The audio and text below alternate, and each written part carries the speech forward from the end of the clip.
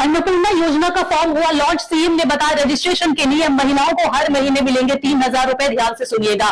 पश्चिम बंगाल की नई अन्नपूर्णा योजना को लेकर बड़ा अपडेट सामने आया था, जिसका इंतजार किया जा रहा था। आज वो खबर आ गई है।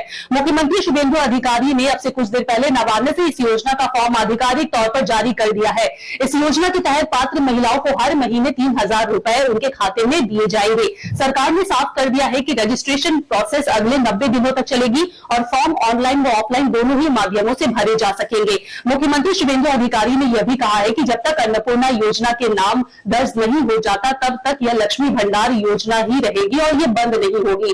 इसी के साथ ही 15, 16 और 17 जून को जन कल्याण शिविर लगाए जाएंगे, जहां महिलाओं को फॉर्म भरने में मदद की जाएगी। सरकार ने यह भी स्पष्ट कर दिया है कि यह केवल योग्य भारतीय नागरिक महिलाओं को ही इस योजना का लाभ मिलेगा। जो महिलाएं खुद फॉर्म भरने में सक्षम नहीं है, जिन्हें फॉर्म भरना नहीं आता है, उनके लिए प्रशासनिक अधिकारी घर घर जाकर सहायता करेंगे। इसके अलावा नए निर्वाचित विधायक भी रजिस्ट्रेशन प्रोसेस में मदद करेंगे। सरकार ने 15, 16 और 17 जून को विशेष जन कल्याण शिविर आयोजित करने का फैसला किया है, जहां महिलाओं को ऑफलाइन फॉर्म भरने में मदद की जाएगी।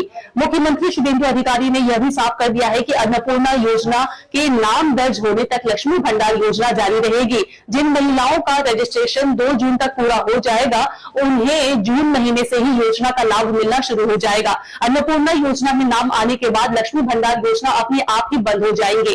जिनका नाम भारतीय नागरिक सूची में नहीं है, उन्हें भी योजना से बाहर रखा जाएगा। हालांकि सीएए के तहत आवेदन करने वाले लोग इस योजना के लिए पात्र माने जाएंगे, उन्हें भी मिलेगा इस योजना का लाभ। सरकार का साफ तौर पे कहना है कि इस बार एक साफ और पारदर्शी बेनिफिशियरी लिस्ट तैयार की जाएगी। इसी वजह से फॉर्म में परिवार से जुड़ी सभी तरह की जानकारी भी मांगी जाएगी, ताकि भविष्य में किसी भी तरह की शिकायत या विवाद की स्थिति पैदा ना हो। फिलहाल राज्य भर में अन्नपूर्णा योजना को लेकर लोगों के बीच काफी उत्साह देखा जा रहा है। सीएम शुभेंदु अधिकारी ने राज्य सचिवालय नवान्ना से क्या कुछ कहा है, इसे लेकर सुन लेते हैं।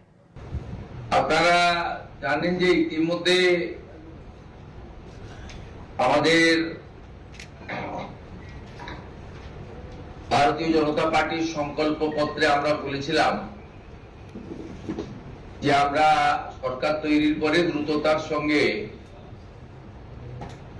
অন্নপূর্ণা যোজনা চালু করব এবং উপযুক্ত ব্যক্তিরা অর্থাৎ মহিলারা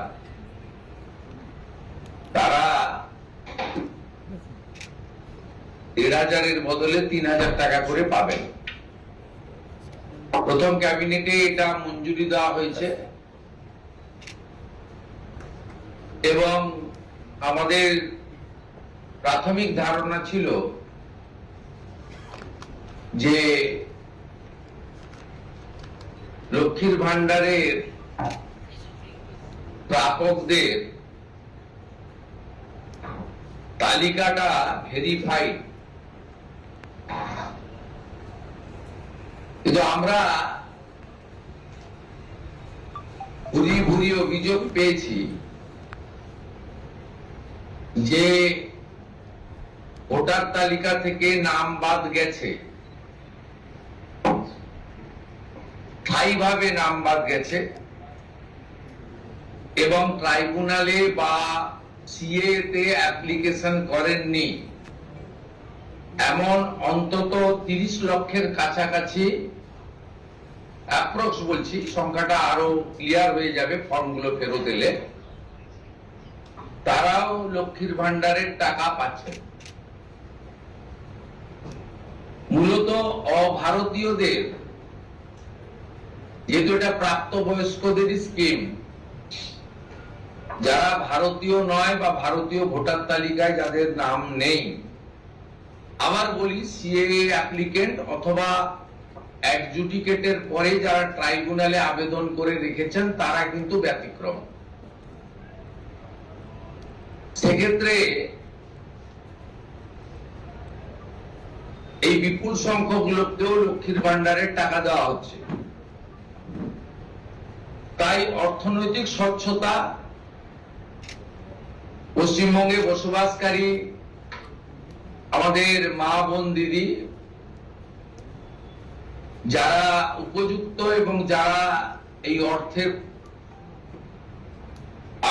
অর্থ পেয়ে আর্থিক নিরাপত্তা পান, কেবলমাত্র তাদের জন্যই এই স্কিম বা অর্থ দেওয়া উচিত বলে আমাদের বর্তমান মন্ত্রিসভা মনে করে।